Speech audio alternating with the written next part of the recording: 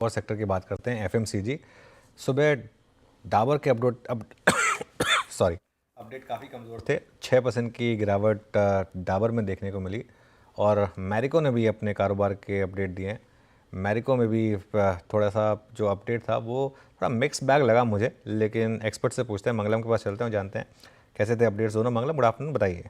तो डाबर के जो अपडेट्स हैं वो काफ़ी निराशाजनक थे, अगर हम इसे कहें तो। अब चौथी तिमाही के उनका अपडेट देखें तो सबसे पहले तो उन्होंने कहा कि सेंटिमेंट ही काफ़ी वीक है, एफएमसीजी वॉल्यूम काफ़ी वीक है, और उनका जो इंडियन एफएमसीजी बिजनेस है वो मिड सिंगल डिजिट यानी 5 से 6% के आसपास उसमें डिक्लाइन देखने मिला है, या उन्होंने वीकनेस दिखाई है। उसके 3 कारण हैं। सबसे पहला, सर्दी का सीज़न जो है वो डिले हो गया था। डाबर का कई सारा च्यवनप्राश का जो बिजनेस है वो सर्दी के सीज़न में आता है। अर्बन में काफ़ी सुस्त डिमांड है। और तीसरा, जो जनरल ट्रेड है जैसे किराना स्टोर्स, ये सब वो काफ़ी कमज़ोरी से ग्रो कर रहे हैं, या वहाँ पे भी कमज़ोरी देखने मिली है।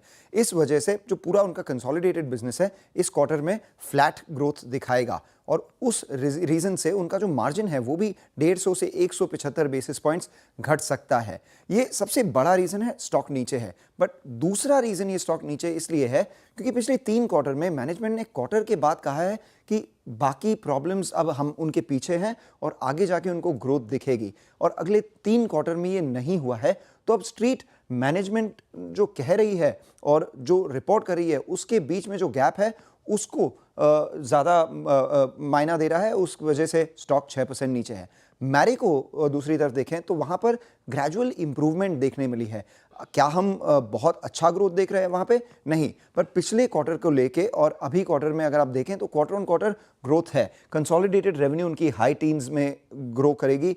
मार्जिन जो है पिछले क्वार्टर में थोड़े वीक थे, इस क्वार्टर में पिछले क्वार्टर से थोड़े बेटर होंगे। हाँ, 1-2 क्वार्टर लगेगा वो उसको नॉर्मलाइज होने में।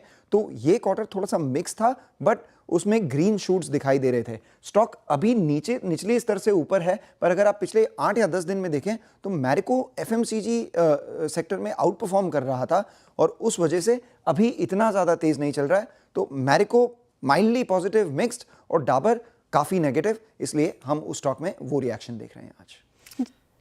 बिल्कुल, तो डाबर में फिलहाल आज गिरावट देखने को मिल रही है, और क्वार्टर 4 अपडेट भी अभी मंगलम ने आपके सामने रखे। वहाँ पे मिक्स, शुक्रिया मंगलम तमाम जानकारी के लिए। वहाँ पे मिक्स्ड व्यूज़ आते हुए नेगेटिव साइड पे इनफैक्ट देखने को मिल रहे हैं। लेकिन मैरिको देखिए, यहाँ पे ग्रीन शूट्स हैं फिलहाल।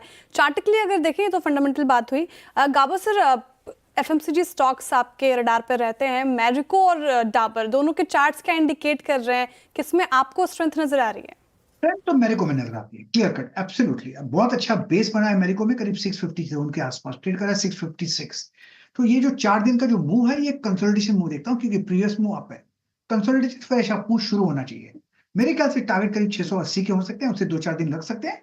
हो सकता है थोड़ा एक दिन साइडवेज और चले, लेकिन इसमें स्ट्रेंथ है, वीकनेस नहीं है मैरिको में।